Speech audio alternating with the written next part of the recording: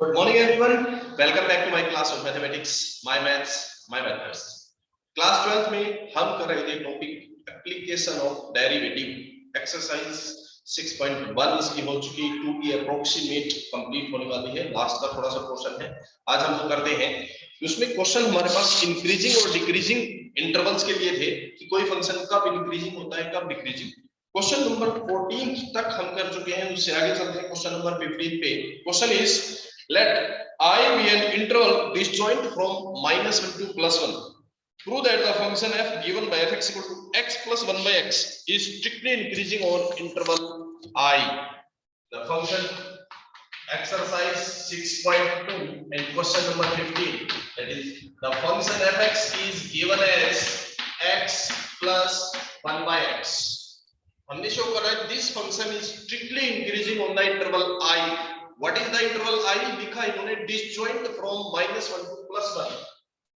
I is the interval which is interval of all real numbers but not between -1 and +1. -1 से +1 के बीच नहीं हो सकता इंटरवल I, बाकी कोई भी रियल नंबर हो सकता है। ठीक है, मींस -1 से +1 के बीच अगर कोई इंटरवल आता है तो उसको हम क्या करेंगे, स्किप करेंगे। ठीक है, वो तो यूज करना ही नहीं है हमने, उसके अलावा कोई इंटरवल होता है वो हमें यूज करना है। चलिए हम स्टार्ट करते हैं। सबसे पहले फाइंड करते हैं derivative of the function f dash x is equals to x का डेरिवेटिव 1 और 1 by x can be written as x power -1 और डेरिवेटिव करेंगे तो क्या होगा, -1 x power -2 means minus of 1 upon x square, ये बन जाएगा इसका derivative. Let us put it 0 और before 0 let us make the factors taking the LCM, which is x square minus 1 upon x square, or f dash x is equals to, on factorization we got it is x plus 1 into x minus 1 upon x square. Let us put f dash x is equals to 0 to find the intervals. Put f dash x is equals to 0, then we got x plus 1 into x minus 1 divided by x square, it is equals to 0. Denominator cannot be 0, so x square cannot be 0. This implies x is not equal to 0. x तो 0 हो नहीं सकता। ठीक है, तो x की values क्या क्या आई हमारे पास, एक तो वैल्यू आई +1 और एक वैल्यू आई -1, ये वैल्यूज बनी। तो पॉसिबल इंटरवल्स क्या क्या बनेंगे हमारे पास, इंटरवल्स हमने इंटरवल लेने कौन से हैं, -1 से +1 के बीच नहीं लेना, बाकी कोई भी इंटरवल है वो सारे हमें यूज करने हैं। चलिए -1 और +1 ये दो पॉइंट्स हमारे पास यूज हुए, तो इंटरवल क्या होंगे, एक तो स्मॉलेस्ट जो वैल्यू है उससे लेस, ठीक है, स्मॉलेस्ट से लेकर उससे ग्रेटर, फिर उससे ग्रेटर, इस तरह से। तो सबसे पहले स्मॉलेस्ट वैल्यू है ये, इससे लेस का मतलब -∞ से -1, एक इंटरवल हमारे पास ये बन जाएगा। Okay, then the second interval, second क्या बनेगा, -1 से +1, -1 से +1, और अगला क्या बनेगा, +1 से ग्रेटर, +1 से ग्रेटर मींस इनफाइनाइट तक। अब क्वेश्चन में गिवन था कि जो इंटरवल हमने कंसीडर करने हैं डिसजॉइंट फ्रॉम -1 टू +1, -1 से +1 को कंसीडर करना ही नहीं है, इसको तो हम कंसीडर करेंगे ही नहीं। ठीक है, तो इस इंटरवल को मैं हटा देता हूं, इस इंटरवल को कंसीडर करना ही नहीं है, इस इंटरवल के लिए फाइंड करना ही नहीं है, क्वेश्चन में पूछा ही नहीं है। तो हम सिर्फ इन दो इंटरवल्स के लिए चेक करेंगे कि गिवन फंक्शन हमारा इंक्रीजिंग है या डिक्रीजिंग, और उसके लिए क्या करना है, इंटरवल्स में से कोई भी वैल्यू पुट अप करके देखेंगे और डेरिवेटिव चेक करेंगे। If the derivative is positive then the function is increasing, otherwise decreasing.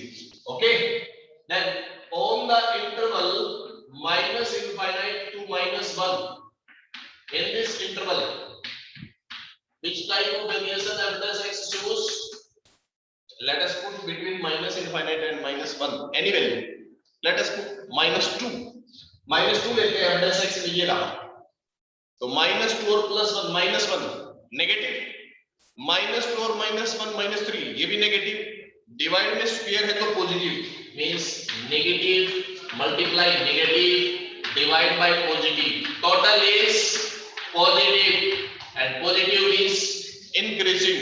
So function is increasing in this interval. So fx is increasing on the interval minus infinite to minus 1. Then next on the interval plus 1 to infinite. In this interval 1 से infinite के बीच कोई भी value हम put up कर सकते हैं. Let us put x is equals to 2 put up कर लेते हैं 1 से infinite के बीच. तो 2 plus 1 is 3 positive. Then 2 minus 1 is plus 1 again positive.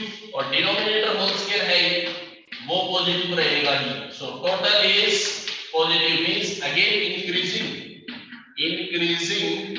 on the interval 1 to infinite. इस इंटरवल में भी इंक्रीजिंग होगा. तो ये हमारा क्वेश्चन रहेगा. ठीक है, आप ये सारा प्रोसेस ऐसे करने की बजाय एक टेबल में भी शो कर सकते हो. ठीक है, यहां टेबल में भी आप शो कर सकते हो कि इंटरवल हम कौन सा यूज कर रहे हैं. ठीक है, then sign of f dash x and then nature of the function का नेचर क्या है. तो आप डायरेक्ट इसमें टेबल में लिखो, सीधा वो सारा बनाने की जरूरत नहीं है. माइनस इनफाइनाइट से -1 इंटरवल यूज करते हैं तो f dash x का साइन क्या आएगा माइनस इनफाइनाइट से -1 में, यानी कि negative multiply negative divide by positive. Total क्या बना था इक्वल टू पॉजिटिव बना था. फंक्शन का नेचर क्या था, नेचर था इंक्रीजिंग. ये हो गया. इसी तरह फिर अगले इंटरवल में +1 से इनफाइनाइट में आप इस तरह से टेबल की फॉर्म में भी शो कर सकते हैं. इसको इस तरह से शो कर दो या टेबल में शो कर दो, एक ही चीज है. तो ये था हमारा क्वेश्चन नंबर 15. क्वेश्चन में पूछा गया था कि -1 से +1 के इंटरवल को छोड़कर disjoint from -1 to +1 the function is strictly increasing. यहां देखो, यहां भी इंक्रीजिंग हो गया और यहां भी इंक्रीजिंग, दोनों भी इंक्रीजिंग है. So it is strictly increasing हो जाएगा. ये था क्वेश्चन नंबर 15. तो नेक्स्ट है हमारा question number 17. fx is equals to log of cos x 0 से π/2 और π/2 से π, इन दोनों इंटरवल में चेक करना है कहां इंक्रीजिंग है कहां डिक्रीजिंग. सबसे पहले हम फाइंड करते हैं फंक्शन के लिए derivative f dash x. What is the derivative log of cos x. Logarithm का डेरिवेटिव क्या होगा 1 upon cos x multiply d by dx of log का कर चुके log को हटाएंगे तो क्या आएगा d by dx of cos x. ठीक है, एक ही स्टेप में करें तो अगले स्टेप में cos का डेरिवेटिव क्या आएगा माइनस साइन. तो मैं यही बढ़ा देता हूं, cos का डेरिवेटिव बनेगा माइनस ऑफ sin x. इसी स्टेप में लिख दिया मैंने, आप चाहो तो नेक्स्ट स्टेप में कर सकते हो ये चीज.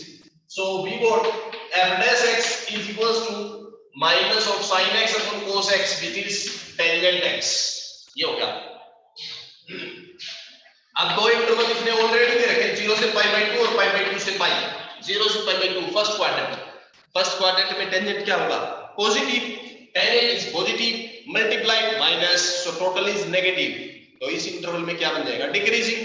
अगला इंटरवल इन्होंने लिखा है π/2 से π.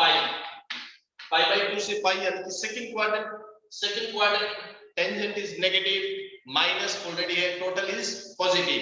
सो the function will be increasing. So बिल्कुल सिंपल क्वेश्चन था. इससे पहले वाला क्वेश्चन 16 भी ऐसा ही है, दोनों इजी क्वेश्चन है. तो इस एक्सरसाइज का लास्ट है हमारे पास क्वेश्चन, ये 19th question. y equal to x square into e to the power minus x. Find the interval in which this function is increasing. चार ऑप्शंस गिवन है, उनमें से एक सेलेक्ट करना है हमें. तो पहले हम फाइंड करते हैं, बाद में देखेंगे ऑप्शंस को. dy upon dx फाइंड करते हैं. क्या हो जाएगा u मल्टीप्लाई v. x के दो फंक्शंस हैं हमारे पास, मल्टीप्लाई में u multiply v. u and v is derivative of v. e to the power minus x का derivative e to the power minus x into minus 1 plus v as it is e power minus x derivative of u x square का derivative 2x. कुछ common out कर सकते हैं तो common कर लेते हैं. e power minus x common out हो गया और एक x भी कॉमन हो रहा है. अंदर क्या बचेगा माइनस x बचेगा. माइनस है x स्क्वायर कॉमन था, x कॉमन था तो ये x बच गया और यहां से +2 बचेगा, means you can write it as e power -x into x into 2 - x. This is dy upon dx. Let us find the interval. Interval find करते हैं तभी तो हम चेक कर पाएंगे कहां इंक्रीजिंग कहां decreasing. So let us put it is equals to 0. Put dy upon dx equal to 0 means e to the power -x into x into 2 - x equals to 0 put up करेंगे. e power -x ये तो 0 होगा नहीं, ठीक है, तो 0 किसके equal होगा, या तो इसके इक्वल हो सकता है या तो इसके equal. e power -x can not be equal to 0. ठीक है, so what do we get, either x equal to 0 or x equals to 2. ये बनेंगे. तो पॉसिबल इंटरवल्स क्या बनेंगे हमारे पास? पॉसिबल इंटरवल्स होंगे स्मॉलेस्ट वैल्यू से लेकर -∞ की तरफ, यानी कि 0 से -∞ की तरफ, -∞ to 0.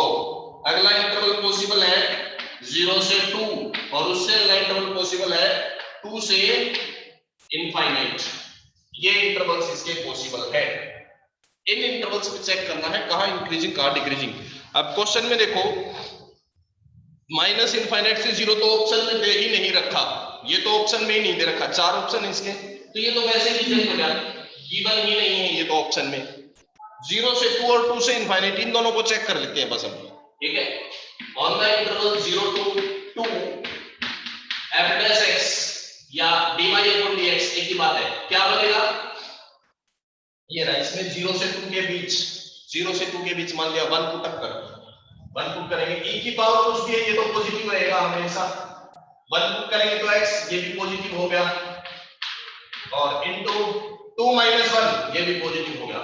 All the three things are positive, so total is positive. function f x is increasing or y is increasing, y is increasing on this interval 0 to 2.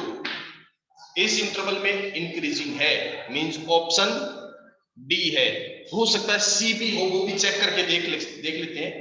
Multiple answers भी पॉसिबल होते हैं. चलिए हम फाइंड करते हैं 2 से infinite और check कर लेते हैं.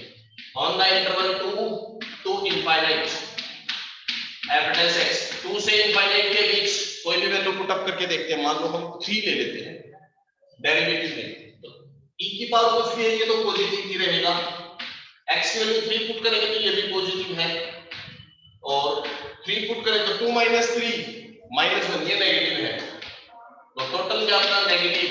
नेगेटिव का मतलब डिक्रीजिंग. इन्होंने पूछा था इंक्रीजिंग कहां पे है, वो कौन सा इंटरवल है जहां इंक्रीजिंग हो. इंक्रीजिंग वाला इंटरवल था ये 0 से 2.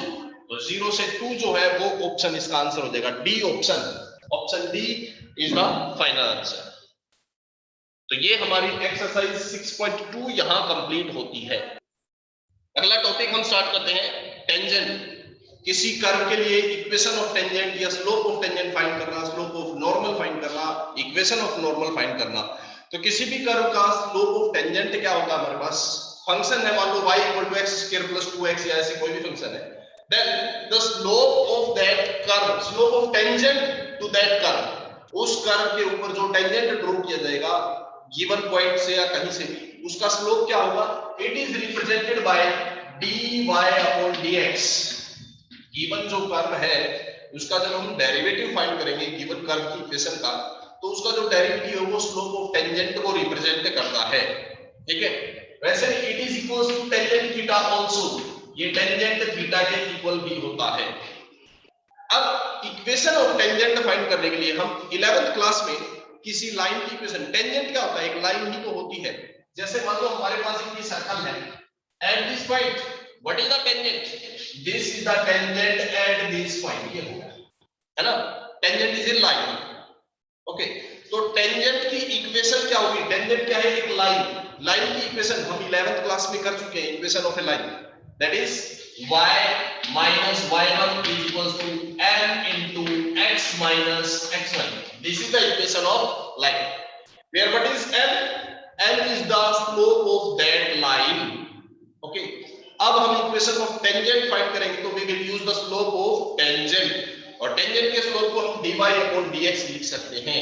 So equation of tangent will B y minus y1 equals to dy upon dx into x minus x1, ये लिख सकते हो, और you can write simply m लिख लो, कोई दिक्कत नहीं है, स्लोप ऑफ टेंजेंट, ठीक है। ये हमारे पास इक्वेशन ऑफ टेंजेंट बन जाएगी, where x1 y1 is any point on the given tangent line and dy upon dx is the slope। चलिए अब आते हैं नॉर्मल की तरफ। नॉर्मल क्या है, गिवन पॉइंट से टेंजेंट के ऊपर जब हम परपेंडिकुलर ड्रॉ करते हैं then it is the normal. मान लो ये हमारे पास एक सर्कल है, ठीक है, इस पॉइंट पे ये कोई एक टेंजेंट ड्रॉ किया गया है। अब एक एक्सटर्नल पॉइंट ये हो गया हमारे पास। अब इस एक्सटर्नल पॉइंट से हम इसके ऊपर जब एक टेंजेंट एक परपेंडिकुलर ड्रॉ करेंगे, this perpendicular is known as the normal, ठीक है। एक्सटर्नल पॉइंट से टेंजेंट के ऊपर जो परपेंडिकुलर ड्रॉ करेंगे दैट इज द नॉर्मल, ठीक है। जब इस लाइन का स्लोप हमारे पास m हो, slope of this line is m, means slope of tangent is m। 11th class में हम ये चीज पढ़ चुके, एक लाइन का स्लोप अगर m है तो उसकी परपेंडिकुलर लाइन का स्लोप क्या होगा, -1/m। you know that if the two lines are perpendicular then m1 multiply m2 equals to -1 होता है। अगर एक का स्लोप m है तो दूसरे का -1/m होगा, यानी कि इसका स्लोप अगर dy upon dx है, टेंजेंट का स्लोप अगर dy upon dx है तो नॉर्मल का स्लोप क्या होगा, -1/dy upon dx, ये होगा स्लोप ऑफ नॉर्मल। ओके, चलिए अब हम स्टार्ट करते हैं इसकी exercise. Exercise 6.3। Exercise 6.3 first question is find the slope of tangent to the curve, this is the curve। इस कर्व के ऊपर स्लोप ऑफ टेंजेंट निकालना है, कहां, at this point, at the point where x is equals to 4। एक curve है, मैं simply ये मान लो कोई अपने पास एक कर्व है, इसका स्लोप ऑफ टेंजेंट निकालना, तो इसके ऊपर तो हजारों टेंजेंट हो सकते हैं, यहां भी टेंजेंट है, यहां भी है, यहां भी है, यहां भी, इस तरह से हजारों टेंजेंट हो सकते हैं। हमने कौन से टेंजेंट का स्लोप निकालना है, उस टेंजेंट का स्लोप जब x इक्वल टू 4 हो।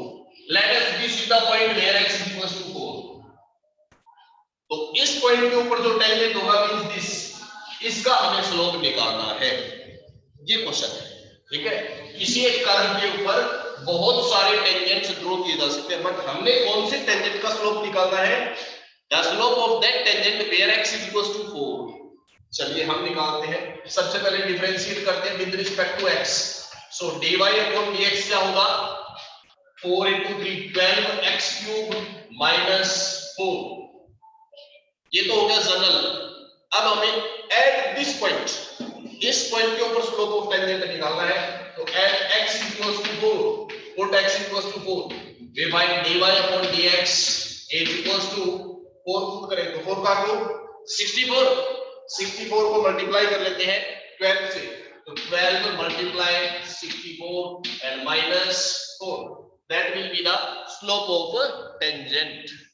कैलकुलेट करने पर क्या है हमारे पास, 768 and minus 4 764, this is the slope of tangent at point x is equals to 4 where x is equals to 4। तो इसके पहले 4 क्वेश्चन सेम पैटर्न के हैं। पांचवा क्वेश्चन हम देखते हैं, क्वेश्चन है हमारे पास find the slope of normal to the curve this at the point where theta is pi by 4। अब ये इक्वेशन हमारे पास कैसी फॉर्म में है, पैरामीट्रिक फॉर्म में है, x की वैल्यू और y की वैल्यू दोनों की वैल्यू एक डिफरेंट नए वेरिएबल की फॉर्म में दे रखी है। This equation is parametric form. तो इस पैरामीट्रिक इक्वेशन में हम क्या करेंगे, सबसे पहले हमें फाइंड करना है dy upon dx, जो कि हम डेरिवेटिव वाले चैप्टर में फाइंड कर चुके हैं। dy upon d थीटा निकालेंगे, dx upon d थीटा, दोनों को डिवाइड करेंगे, dy upon dx आएगा। So differentiate with respect to theta. What is dx upon d theta?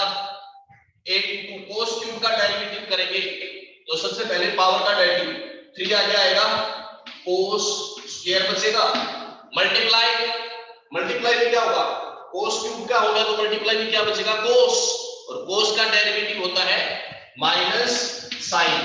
मैं ऐसे करता हूं, एक स्टेप बढ़ा देता हूं कहीं कोई कंफ्यूजन ना हो, इसलिए a into cos क्यूब में पहले पावर का डेरिवेटिव 3 cos स्क्वायर थीटा बनेगा और उसके बाद d अपॉन d थीटा, बाकी क्या बचेगा, क्यूब का डेरिवेटिव हम कर चुके, क्यूब को हटा दो, क्या बचा, cos थीटा, ये बचेगा।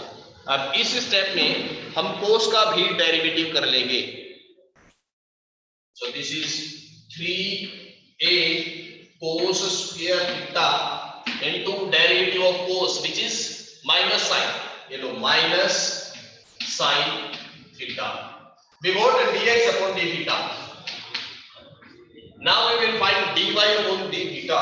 Now dy upon d theta, differentiate y with respect to theta. इसको करते हैं। Here it is sin cube का डेरिवेटिव, पावर आगे 3 sin स्क्वायर थीटा।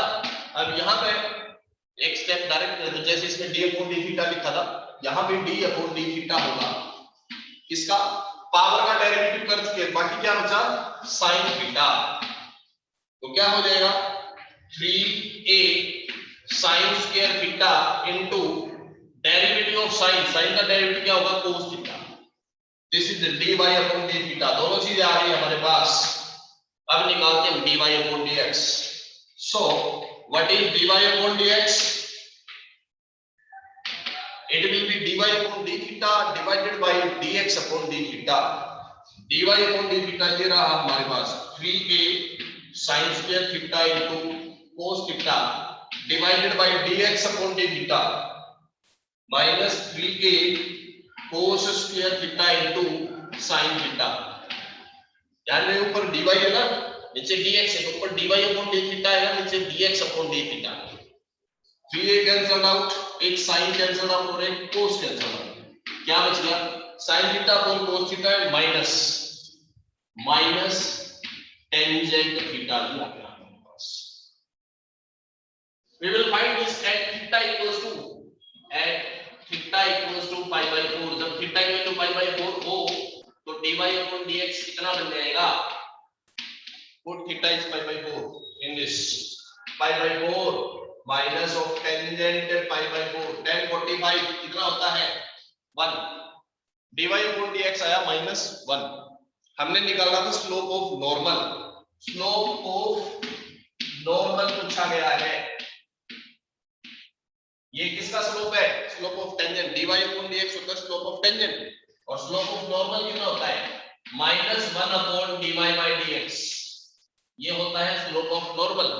तो -1 अपॉन dy upon dx कितना है, -1। Finally the answer is 1। Slope of normal for this curve is 1, ये हो जाएगा। तो ये था हमारा इसका क्वेश्चन नंबर 5। पहले 4 क्वेश्चन एक जैसे थे, ये 5वां क्वेश्चन है पैरामीट्रिक फॉर्म में। छठा क्वेश्चन है वो भी पैरामीट्रिक फॉर्म में दे रखा आपके पास 6 क्वेश्चन। मैं 7th क्वेश्चन करा रहा हूं इसके बाद। तो 7th क्वेश्चन देखिए, क्वेश्चन है find the point at which the tangent to this curve is parallel to x axis.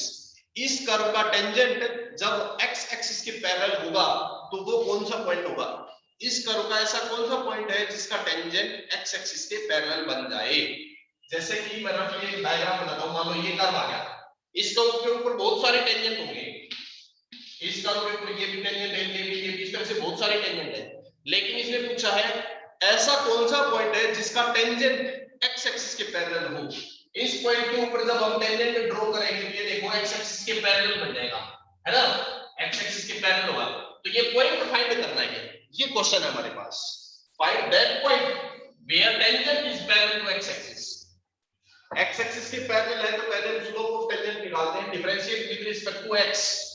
dy upon dx equals to क्या बनेगा, 3x square minus 6x minus 9। Factorise करते हैं पहले इसको, 3 common out, x square minus 2x minus 3। What are the factors? x minus 3 into x plus 1, ये factors बन जाएंगे। Let us put it equals to 0. Put dy upon dx is equals to 0। क्यों put किया हमने dy upon dx को 0? dy upon dx क्या है, slope of tangent है ना। इसने कहा है कि वो पॉइंट फाइंड करना है जब टेंजेंट x एक्सिस के पैरेलल हो। हम 11th क्लास में पढ़ चुके हैं, कोई भी दो लाइंस अगर पैरेलल है तो उनके स्लोप हमेशा क्या होते हैं, सेम होते हैं, है ना। इस कर्व के लिए टेंजेंट का स्लोप तो ये आया, अब इसका स्लोप ये कहता है टेंजेंट जो वो एक्स एक्सिस के पैरेलल है, इसलिए इसका स्लोप और एक्स एक्सिस का स्लोप इक्वल होंगे। We know slope of x axis का स्लोप कितना होता है, 0 होता है। एंड टेंजेंट जो है वो पैरेलल है एक्स एक्सिस के, tangent is parallel to x axis, parallel to x axis, इसलिए टेंजेंट का और एक्स एक्सिस का स्लोप सेम होगा। So dy upon dx slope of tangent will be equal to 0, x axis का और इसका स्लोप इक्वल हो जाएंगे। बस फाइंड कर लो एक्स की वैल्यू, यहां से x की वैल्यू क्या हो जाएगी, 3 into x minus 3 into x plus 1 equals to 0। Solve करेंगे तो x की वैल्यू क्या आएगी, एक वैल्यू आई 3 और दूसरी वैल्यू आई -1। इसने कहा है find the point, point means x coordinate and y coordinate, दोनों चीजें फाइंड करनी है, ठीक है। तो x की वैल्यू जब 3 पुट करेंगे तो y कितना होगा, और x की वैल्यू जब -1 पुट करेंगे तो y कितना होगा। चलिए फाइंड कर लेते हैं हम। when x is 3 what is y, put करो, 3 का क्यूब 27, 3 का स्क्वायर 9 into 3 ये भी 27, 3 पुट करेंगे तो -27 और +7, y is equals to -20 और -1 पुट करेंगे तो -1 का क्यूब, -1 का क्यूब होगा -1 का स्क्वायर +1 into -3 +9 और +7, so y is equals to this is 12। so what are the points के क्या बन गए, जब x की वैल्यू 3 है तो y की वैल्यू -20 और दूसरा पॉइंट क्या होगा, x की वैल्यू -1 है तो y की वैल्यू 12 मींस इस कर्व के ऊपर ये ऐसे दो पॉइंट हैं जिनका टेंजेंट x एक्सिस के पैरेलल होगा, ठीक है। इस कर्व के जब इस कर्व को ड्रॉ करेंगे तो इसके ऊपर ऐसे दो पॉइंट, ये ऐसे दो पॉइंट हैं जहां पे हम टेंजेंट ड्रॉ करेंगे तो वो x एक्सिस के पैरेलल होंगे। तो ये था हमारा क्वेश्चन नंबर 7। आज के लिए हम इतना ही करते हैं, नेक्स्ट क्लास में इसके बाकी क्वेश्चंस के साथ फिर से मिलेंगे। तब तक के लिए thank you very much, have a nice day, bye bye.